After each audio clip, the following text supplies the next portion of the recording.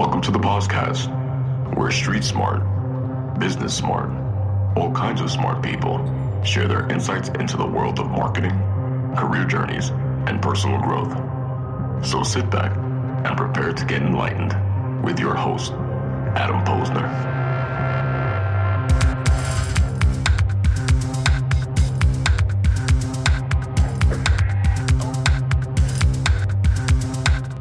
Hey, everybody, and welcome back to the podcast, where I bring you the best and brightest from the world of business, marketing, and personal growth to help you harness your inner tenacity and drive your career forward. My guest today, Brandon Steiner, is a true legend, and I can't tell you how thrilled I am to have him on the show today. Steiner Sports was part of my childhood. As a staple in Roosevelt Field Mall, I would spend hours while my mom shopped. She would literally drop me off there, and I would just be mesmerized by all the memorabilia. And as an avid Islander fan and Met fan, I know, Brandon, you're a Yankee fan, and we'll talk about playoffs in a little bit. But I would wait hours in line for autographs, and I have very vivid childhood memories of that. And for those of you that are unfamiliar, Brandon Steiner is the founder and chairman of Steiner Sports Marketing and Memorabilia, the largest company of its kind in America. And in addition to Steiner Sports, he is a premier global motivational and inspirational speaker and featured in basically every relevant publication, TV, and radio. And he is the author of 3 amazing books around how to live life on purpose, sports, and his life going up in Brooklyn, my place of birth as well. And we'll talk about that and a whole lot more. Brandon Steiner, welcome to the podcast. Thanks for coming on. Well, Adam, thanks for having me. And first, I got to just jump in here and not to burst into your intro, but, I've left Steiner Sports. And I haven't done any interviews since I've left, because I'm very soon going to be launching a new company, which is going to be very exciting, to say the least. And it's never too late to do something even better than what you were doing. Even though, what I accomplished at Steiner over 30 years and starting and building that company was way beyond anything I ever dreamt of. And then I decided to start dreaming again. And I started dreaming of some other stuff that I think would be more relevant and problem solving for some of my customers and some of the players I was dealing with. And that's what I'm going to be announcing in November of 2019.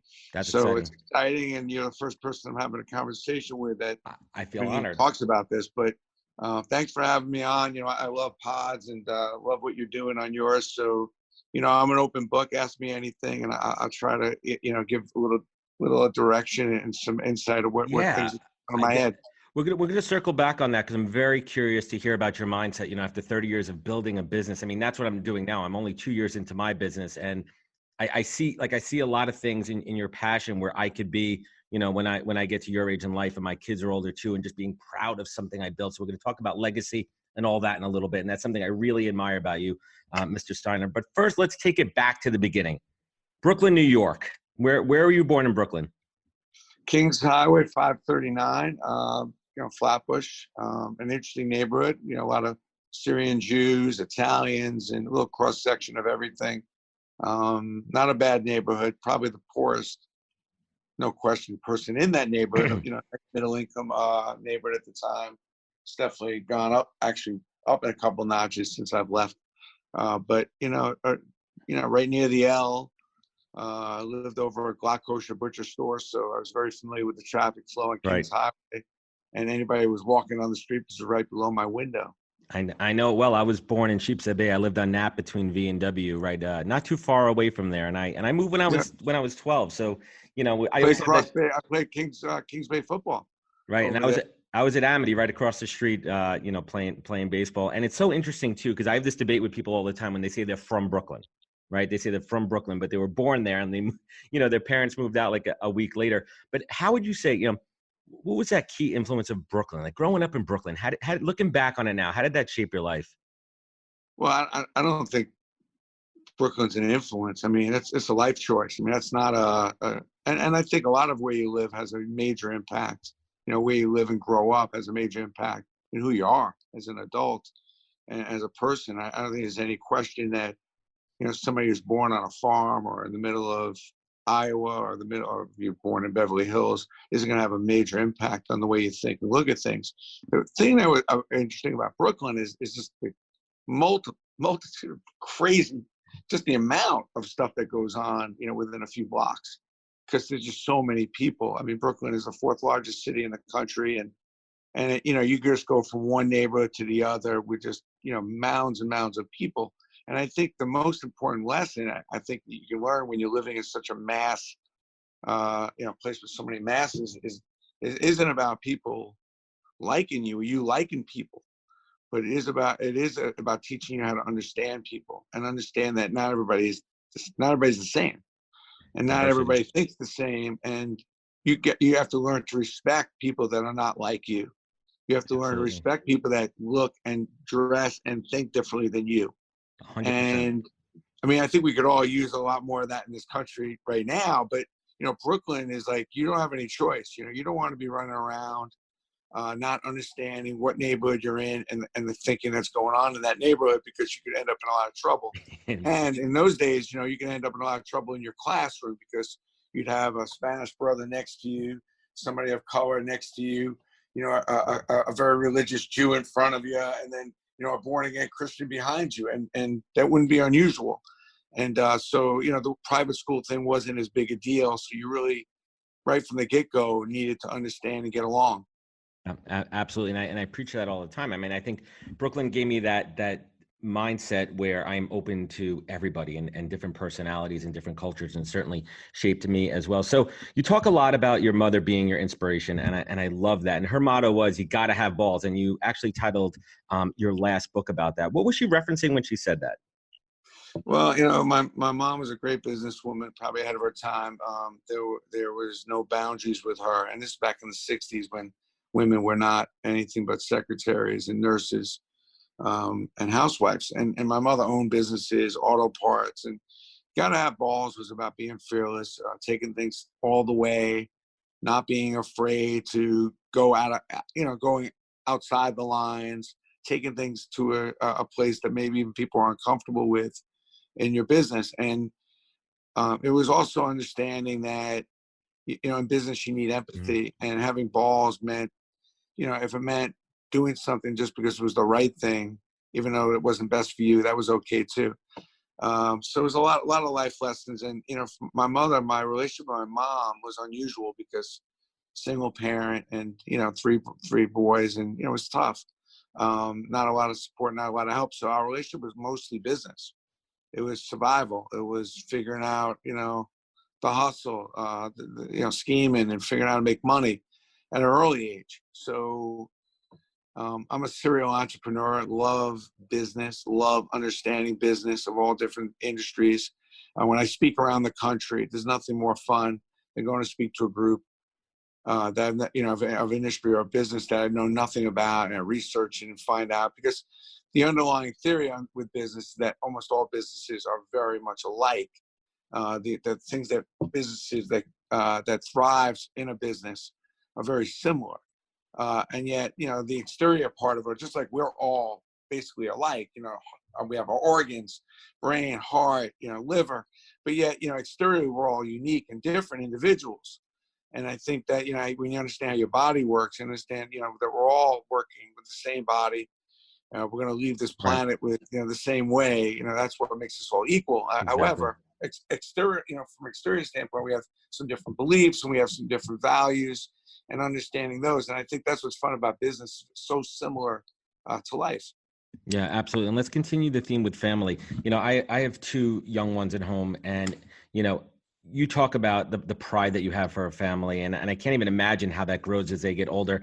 And you talk a lot about giving importance, equally to feed a family as well as having fun and finding, those teachable moments early on. So what advice would you give me, as a young dad, to really ensure that I'm building and finding those teachable moments for my two children? Well, I mean, I think first thing is that, understanding that, a lot of people think they've got a really hard job and they work really hard and they make a lot of money, but there is no harder job than parenting. That's number one. Number two, there is nobody more important than the mom. And mom has to be, we're given the utmost support and respect at all times, because they're always going to have the most amount of impact in this planet on kids. There's nothing like a mother. And I think fathers can play a very vital role, but, it's really important that as a dad, particularly, that you don't become a spectator in parenting. A lot of times because the moms are moms, but supporting the mom is another way of parenting. And then obviously you have your weigh-ins and you have your impact on your children. I think for us, I ran a very, very simple, and I talk a lot about it, which most people don't talk a lot about parenting. It's such a tough subject. But if I said to you, Adam, there's a conference to learn how to do these pods a lot better, you jump on a plane and go. If there was a conference to do something where you can make more money, you go. But most people aren't going to go to a conference to learn how to parent better. No. Most people I know never have done that or even read a book about that.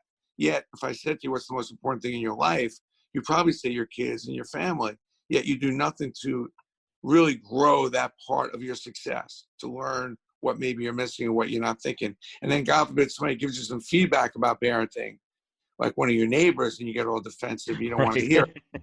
And surely you're not going to hear it from your own parents, who probably know the situation better because they've experienced it. And frankly, you probably get good feedback from them, but you don't want to hear from them either. And then there's this underlying theory where you don't want to parent exactly the way you've been parented. No. Although that's what you end up doing anyway. It's in funny. A lot of ways. Yeah, I look back, Brenda, I look back and like I have moments with my children, and I literally feel like I'm looking into a mirror at my dad, the way, you know, he raised me, the way I treat my kids, the way I nurture them. And it's absolutely incredible. So shifting onto relationships. In fact, I saw your email this morning about relationships. So it's a nice transition here. And for me, my success, my career, my life professionally and personally is built on relationships. My network is my net worth.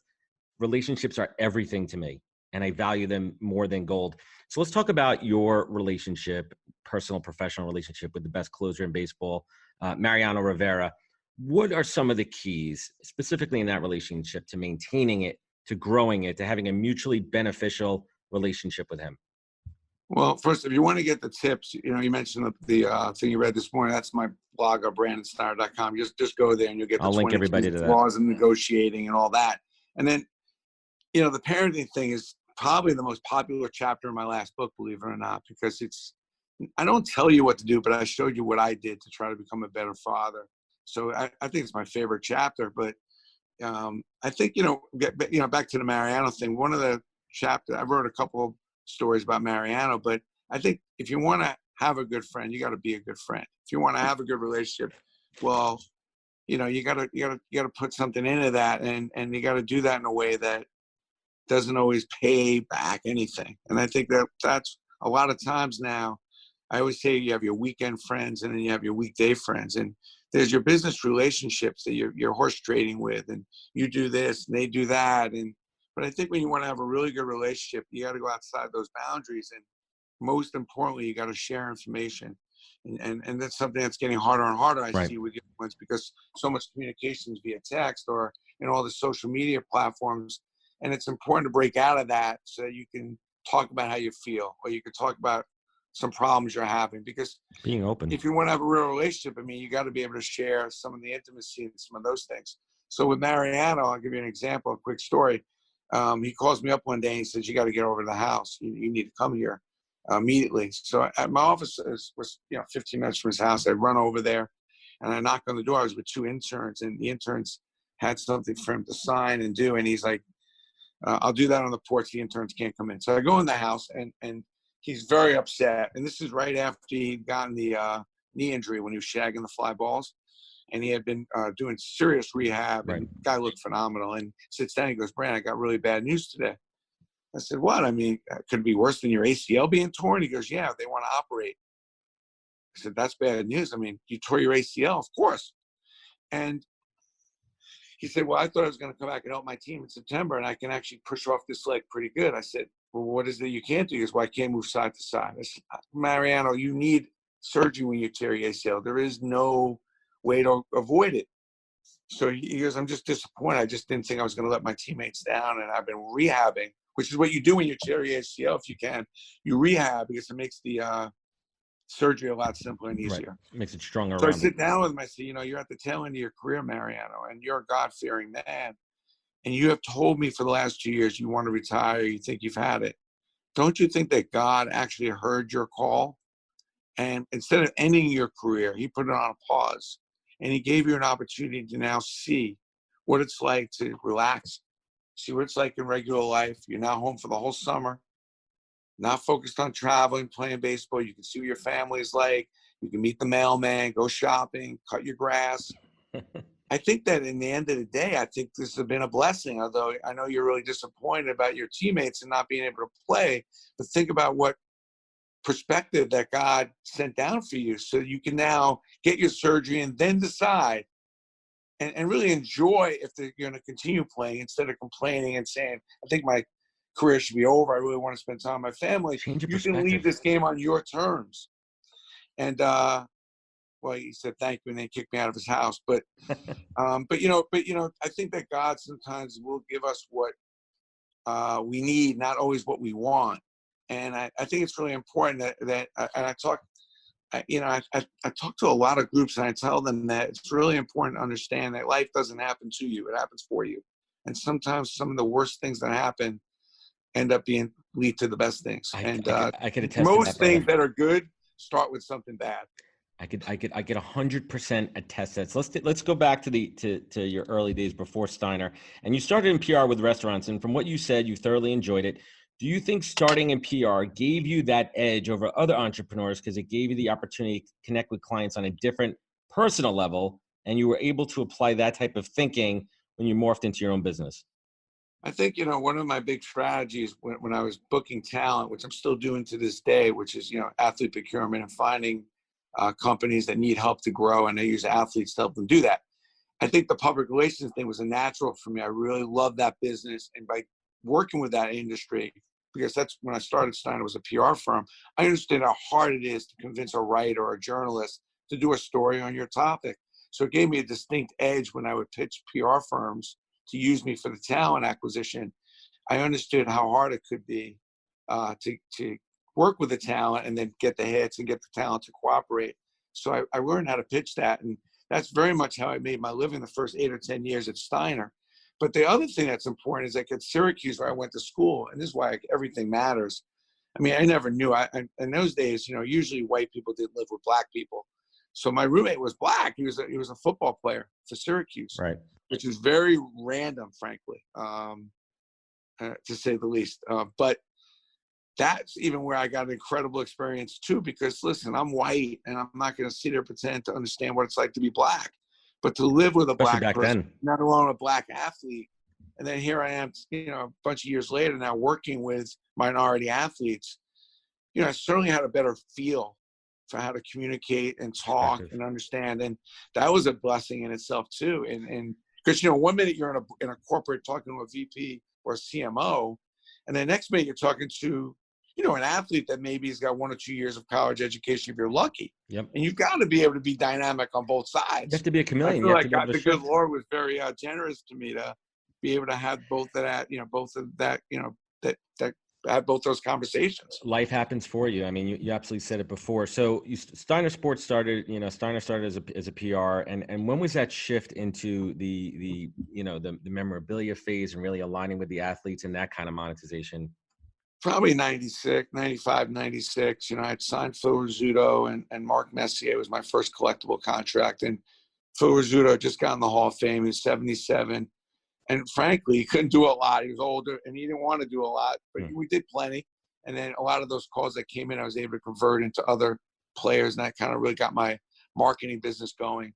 Mark winning the Stanley Cup in '94. It's been a long time. I had no idea, but that was nobody was doing hockey collectibles, let alone that. So that's kind of where I got started, and I found a huge pocket of very loyal fans, which is hockey fans and Ranger fans in New York are very loyal. And Mark was just a god in his town, and also a tremendous person to work with. I mean, he was just a quality person that was an incredible hockey player as well. So I was very lucky in that regard because in so many ways he would help me do a lot of things that maybe a lot of players wouldn't normally have done.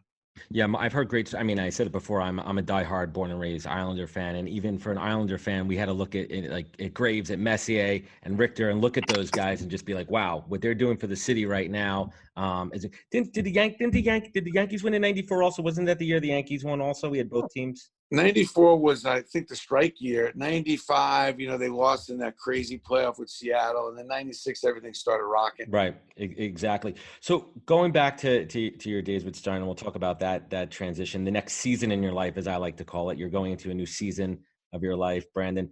What's one of your favorite memories of Steiner Sports? I mean, you've interacted with so many athletes and personalities, but give us an example. What is one of your fondest memories? I love sports stories. There's so many. There's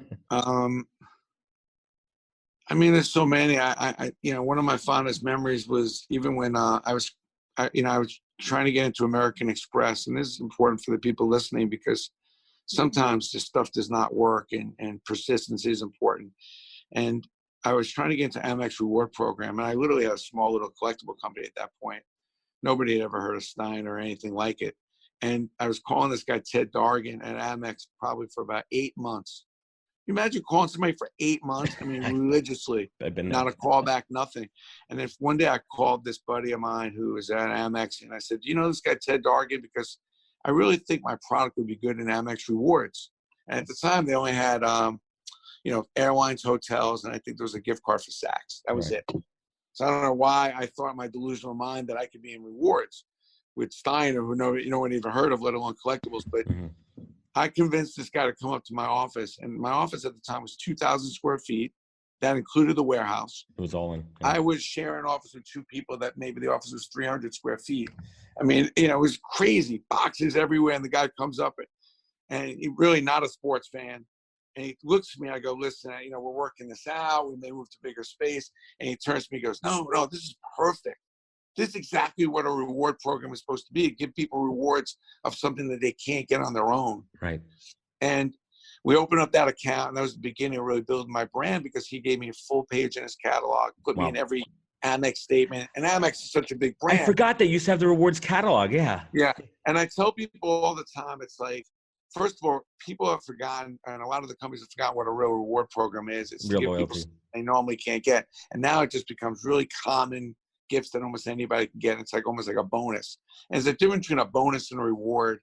So when I reward my customers, I always try to do something that I know they can't do, regardless of how much money or little money you have. And also, I think it's important, and I'd say this to you, Adam, is like if you're building your brand, you can't play small. You got to think of phenomenal brands to co-brand with because you are guilty or not, by your association. And you want to associate with great brands. And for me at Steiner, when I was building that brand, I was, the Yankees, Mickey Mantle. When you think about Omnicom that had bought me, those are all big, really good brands. Right. And then you become much bigger and you start playing bigger. So it's really important that you not associate with people not on your level, but, brands that are bigger than your level so they can take you with them. Absolutely. Omnicom was my first client when I went out on my own. Good point over there. So I've been wanting to ask you this question for a long time. My most prized piece of memorabilia, and I have a small collection. My most prized piece of memorabilia are my Shea Stadium seats. And I remember when I bought them because I go to my dad, and I wasn't making a ton of money at the time, and they weren't that cheap. And I go, Dad, I really want these seats. And he asked how much they are. And I told him, and he's like, well, could you afford it? I'm like, well, not really. And he goes, will you regret not buying them? And I go, yes. And he goes, well, there's your answer. And those seats have traveled with me from my apartment to my house in the city. And I look at them, and it evokes memories of Shea Stadium where I grew up loving the Mets. What is your most prized piece of memorabilia? Well, I got my Shea Stadium seats too, by the way, and my Yankee ones. I bet, and Giant Stadium too, I'm sure. I love those. And I've got so many prized possessions because, it's really more the personal stuff that I may have come up with that initiated something that ended up being really cool for the customers because I realized how much fun it made or how much it made me feel. So those are the things I really pride, like even when I came up with the dirt or when I took a broken hockey stick and turned it into an ice scraper. Yeah. And we were ready to throw out those hockey sticks. I love that. But, to be honest, my Thurman Munson autograph from 75 is probably one of my favorites. It was like my first autograph that I ever got in Fenway Park. I got it at the Sheraton Hotel when Thurman came into the elevator, and I met him. And showing my Mark Messier photo that initiated my collectible company.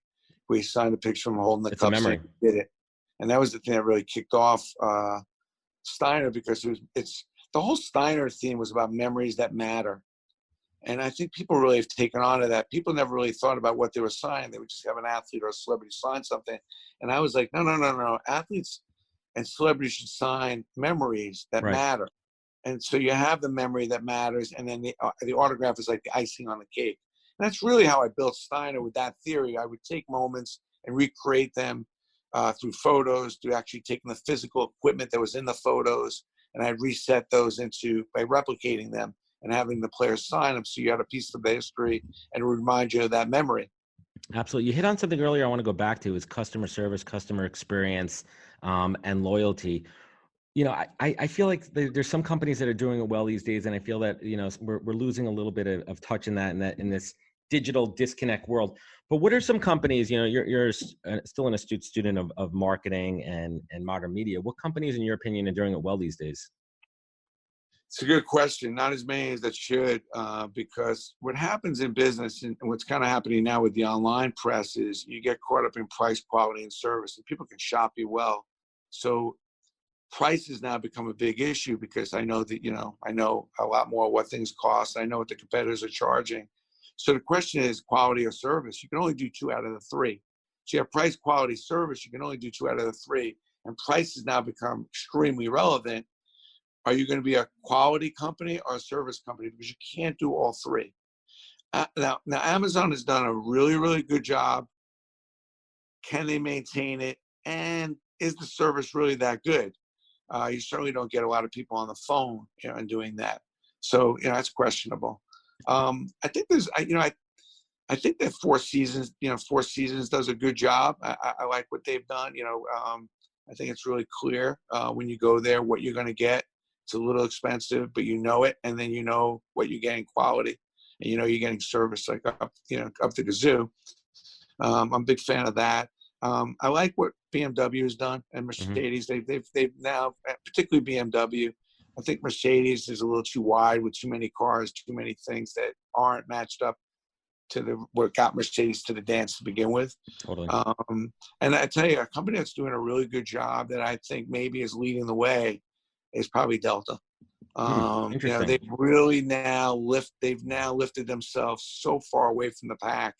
And I think now when you fly Delta, I think you're getting an extraordinary experience. And I think it's just far better than the others. And wow, that's clear. Interesting.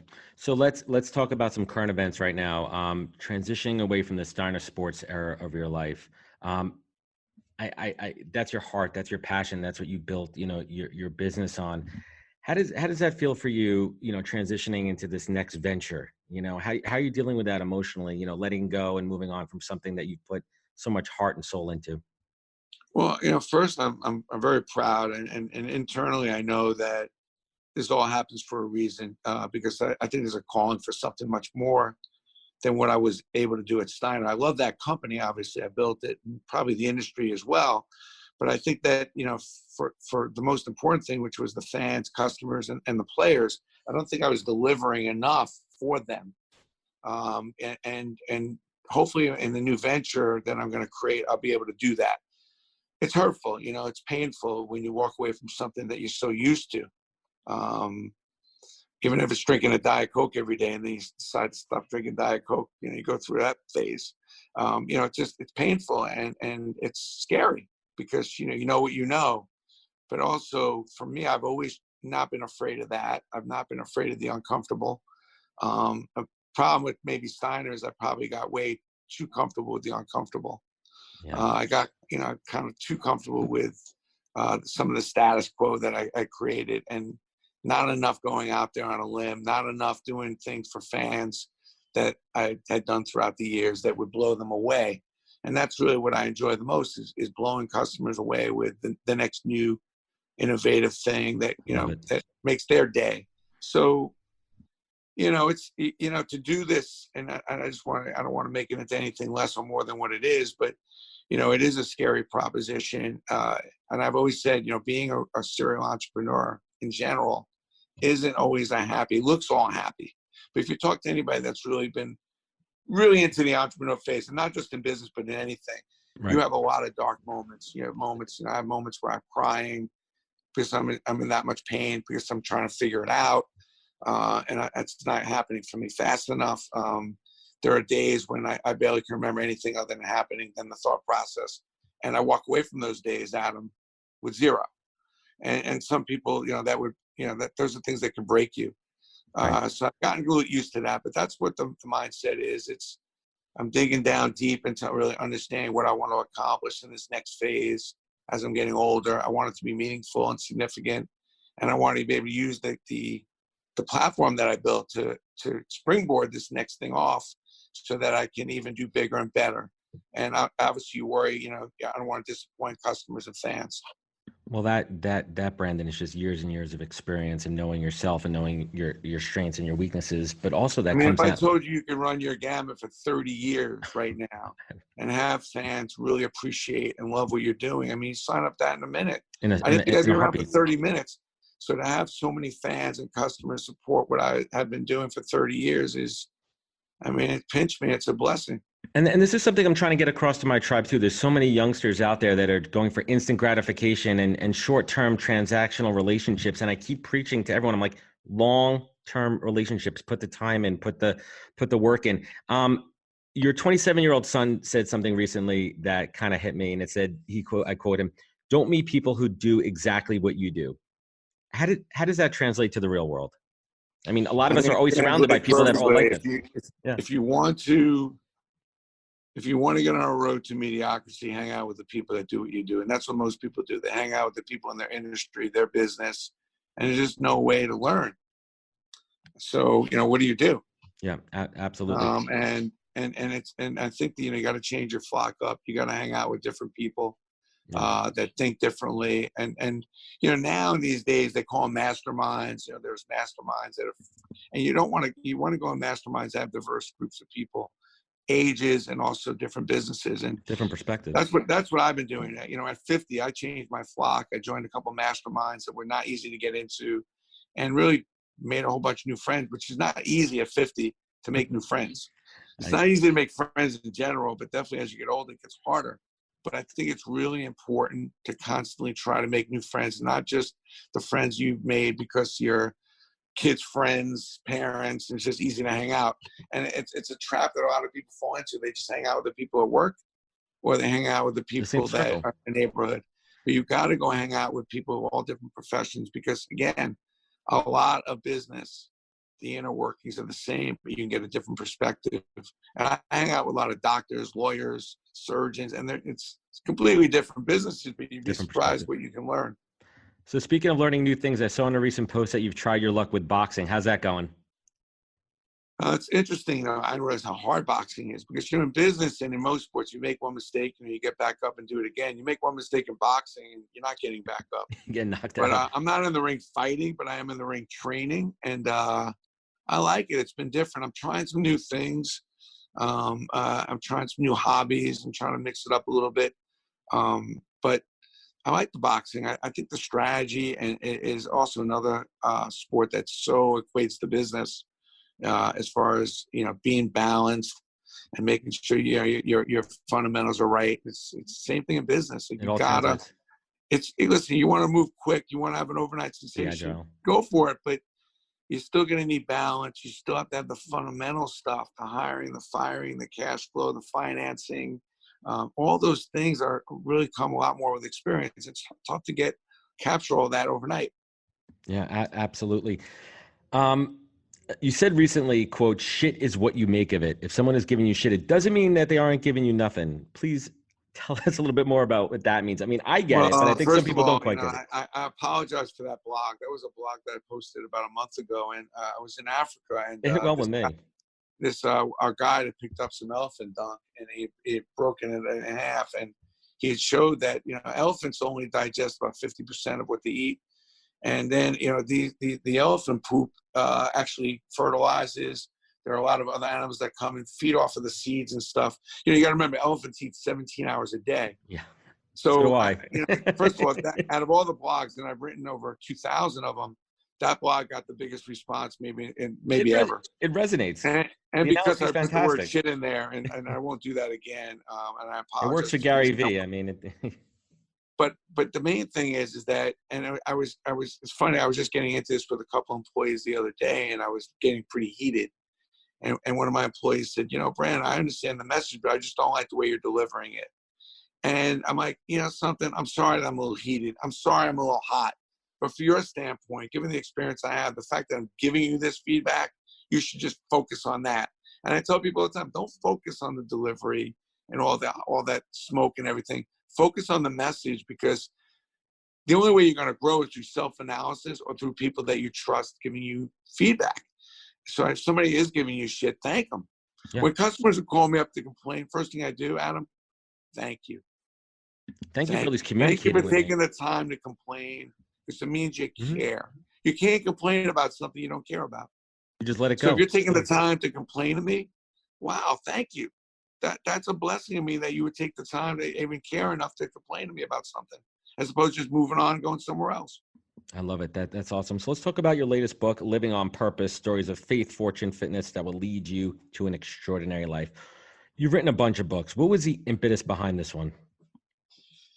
Well, I know it's going to sound crazy, but on Amazon, you got to have balls. I have a gazillion reviews, and I read every review. I read everything when people reach out to me online as well. I try to respond. I enjoy it, the interaction. I learn. Anyway, you got to have balls, and it really was from a kid to the time I became successful with my last company. This one person wrote this review and said, Steiner, how convenient it is for you. You grow up poor, this happens, that happens. Before you know it, you're meeting Jeter and Messier, and all of a sudden you're partnered with the Yankees. How convenient your story really is. And I realized when I read that review, I probably wasn't as transparent with the dark side of it all. I was honest as I could be, and I did talk about some of it, but I probably wasn't as fulfilling on the setbacks, the negative, the dark days. And I was feeling at that time also that as successful as I was starting to have in business, that I was also feeling some lack of success in the other pillars. I really realized I didn't have a whole lot of faith. I realized I probably could have been healthier, better husband and dad. And so, yeah, the pillar for success was great. And I never thought it was going to be on the financial end, but I think on the other pillars, it was a little weak. So I wrote a book to explain not what to do, but what I did to get those other pillars to a high level, and how I learned how to be a lot healthier, how I learned how to be a better dad and husband, and those sorts of things. Because I got to a certain point where I was making a lot of money and I achieved a lot that way, but I didn't feel like the other pillars were on the same level of growth, nor did I have the intent of figuring out, like what I said to you earlier, about how to do those things better. Yet, obviously, they were important to me. Yeah, and that's so interesting too, because I'm finding that now too. Like I'm trying to find, and I don't always like to use the word balance, because I find at times I'm all in with work, I'm all in with family, but making sure that I'm at a certain level of intensity with all that. I'm taking care of my health, that I'm taking care of my family. So I'm learning a lot for you, and I appreciate that. Something I just wanted to ask you, I read this while doing my research. You said, never buy a car at the start of the month. Why? Well, I think when you think about all these things, and that's back in the 22 laws of negotiating on my website, when you go to register the blog, you'll get all these little tips how to negotiate to get your car cheaper than you ever thought. Please, I'm about to buy a new car. You never buy a car at the end of the month, because at the beginning of the month, because you want to wait till the end of the month when guys and salespeople and women are trying to make their number, and dealerships are trying to get rid of their cars. Same as you don't eat ballpark food. You go to a baseball game, don't eat anything before the end of the second inning. Don't eat before the end of the second inning. Yeah, do not order any food before the end of the second inning, because it's probably left over from the game before. They're not throwing that food out. Right. I tell Everything's people, accounted for. Every don't dollar. Don't eat sushi on a Sunday night. I mean, No. if you're lucky, that fish was delivered maybe on Friday or probably Thursday, and it's now 3-4 days old. This is life advice. Yeah, I mean, these are the little things, and when you start thinking about, you want to live your best life. I mean, these are just some of the fun stuff. But I'm one of those guys. I love the fun stuff. No, I love the fun stuff. So I'm going to take it home here with the questions that I ask every guest, because I'd love your perspective on it. But before we do that, this episode is going to air after the World Series is completed. So let's do some playoff predictions right here. Let's talk about the National League first. We have the Washington Nationals, who I absolutely hate, versus the St. Louis Cards in the NLDS. What's your prediction there? NLCS, sorry. I think, there's nothing like purpose. And it's one of the reasons I wrote that book is that, when you have purpose, there's really not much that can stop you and perspective. And I think the Nationals have it. They have a chip on their shoulder, partly because they want to show that they can do it without that big contract of Harper. But the other thing is they've got, two amazing pitchers that can get you through a series. I mean, Max and Strauss are incredible. And they seem very, very together and tight. They've got experience, they've got youth, they've got pitching. They may be the most complete team. I don't know if they're going to win it all, but I hate to have to run into them right now. Yeah. They're a team that certainly is going to give anybody a handful. Yeah, and I think Rendon is one of the most underrated players in baseball, and he's due for a big contract this year. Now let's flip over to the American League. We got incredible matchup here. We got Yankees versus Houston. I think the two best teams have made it to the championship series here. Now, taking your bias out of it as a Yankee fan, looking at it objectively, I think this is going to be tricky. Yeah. But I tell you what I think wins this series, and I know everybody was thinking about the pitching, but I think it's the defense, and I think Houston plays better defense. I think, they're more solid as a team defensively. I've seen a lot of weird defensive plays with the Yankees over the season and even in the playoffs a little bit. I think defensively Houston's better, and it's probably the reason why they win it all again, because they've also got really good pitching. I mean, they stack it. They stack their pitching in the year. They make adjustments on the fly. They pick up Greinke. What good or bad about Greinke? But he's a performer. He's a thoroughbred pitcher. Their starting four pitchers are Cole. But the defense is what extends these innings, and it gets things kind of unraveling. And I think that the Yankees are more prone to make those mistakes than Houston. I'm not a big predictor. Obviously I'm a Yankee fan. I hate to root against my team. But my guess, and I've said this all year, is that Houston is just too buttoned up. They remind me of the Patriots. They're very, it wouldn't surprise me. When I go watch them play, I always feel like they have a suit and tie and they bring their briefcases out onto the field. Like they're just business. Nothing really phases them. And that's, if anything else, is going to help them defensively. So I like them. All right. So let's just say we got Houston versus the Nationals. Who's taking it all home? Yeah, I like Houston. I like Houston. They're just too experienced, too deep, and too organized. And I think against the Nationals, the difference will be the home field advantage and the experience if it goes that way. I love it. So let's take it home. And these are questions that I ask every guest. Succinctly, what does the word legacy mean to you?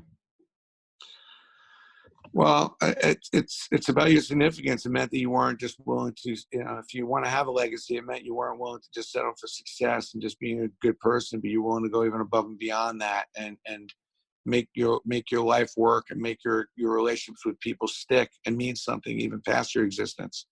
And that's a lot of effort and a lot of work. And I'm surprised because there's so many incredibly talented people that could go much further than just success, but it surprised me that they just stopped.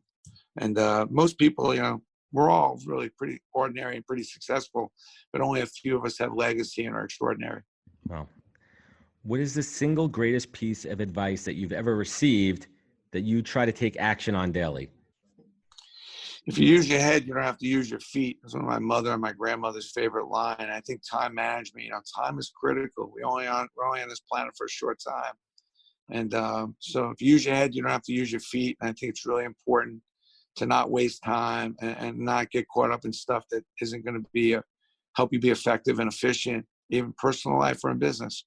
So, be smart with your time. And, there's nothing more important than planning and strategy and resetting and replanning and re-strategizing. Absolutely. And what is your superpower? What do you feel that you do better than anyone on this planet that, you get that Superman badge on you? I think I'm super creative. I think I have a different way of looking at a lot of things, particularly business and certainly these days sports. And I think I'm relentless. I think that I'm not afraid, no matter how long the distance is, to get on that road and travel as far as it will take me to get to extraordinary. But I think when I look at my ability to promote and be creative, I think that's probably my strength. Excellent. I certainly appreciate that. And last but not least, when things are not going so well, shit's falling apart, you're going through the transition with Steiner into that next season of your life, and you feel in your heart that things are just not going great, and you need to look up, you need to look above and beyond. And on the flip side, when life is going amazing, things are great, and you want to look to gratitude. Brandon Steiner, what is your North Star? I'll end on this note, and I'll tell you that, I think that everybody's going to experience those, and me included. And I think that you have to be able to get hostile. You have to be able to get into a mindset of being the underdog. You have to remember all the people that say you can't do it, all the people that question you, all the people that don't believe in you, all the people that left you behind. And you need to kind of put those in front of you, and you need to know that you're going to prove them wrong, and know that they're wrong, and know that you're better than that. And you need to have a little bit of a hostile environment, that it's you against everyone. And there's no way and nothing that's going to get in the way of you being able to go do what you're setting out to do. And most importantly, that most of those opinions don't really matter. But at the moment, I'll let them matter, because it's going to serve me up and psych me up and get me excited. Brandon Steiner, thank you. Great talking with you. Let's keep in touch. And in closing thoughts here, almost 2 years ago, I was invited to attend a special event where Brandon interviewed one of my heroes, Mike Piazza. It was pretty cool, and Brandon didn't shy away from asking those tough questions, like the Roger Clemens bat throwing incident. And at the end of that event, when everyone was leaving, I saw Brandon. I don't know if you can remember this. I saw Brandon heading to the elevator by himself, and I ran to catch up with him and had a great 2-minute chat on the way down and out. And I'm sure you don't remember this. Maybe you do, and I wouldn't expect him to. But that moment meant so much for me, because I was able to chat with someone I truly respected and admired, someone who built an empire and did it the right way, and so close to me is sports. And I'm thankful that I followed my gut to chase after him and dash to that elevator. And Brandon is a legend both on and off the field of business. He truly understands the value of long-term relationships and has built a career and legacy around it. He has set an example for so many, including myself. And I'm grateful that you took the time to chat with me today, my tribe, and share your wisdom and knowledge. And I promise, Brandon, to pay it forward. Brandon, where could folks connect with you? Where could they find your books? Where could they catch up on everything Steiner? Easy. I mean, if you go to brandonsteiner.com, register for the blog, or I answer everything. You got to follow me on LinkedIn if I'm at the Max Connections, or like me on Facebook. And those are the 3 best, easiest places. But I'm on all the platforms, Instagram, Twitter, and, feel free to message me if you have any questions. And, if you send me an interesting message on anything about any of the books, sometimes I'll just send you a free book, or if you have any questions about business, I'm happy to answer. I love it. I think I'm going to have to send you a message so you get my book too. Brandon, thank you for joining me. I greatly appreciate it. And to everyone listening, thank you for joining us on the podcast. Please be sure to follow us on all the social media channels. I'll be linking that below. Thank you for subscribing. And remember to take your online, offline. Brandon Steiner, thank you for joining us. Take care, and catch us next week for another great episode of the podcast. Wisdom is forever, but for us, it's time to go. Thank you for joining us. Luckily, we'll be back with our next episode jam-packed with more incredible humans. For more info, please visit www.nhptalentgroup.com.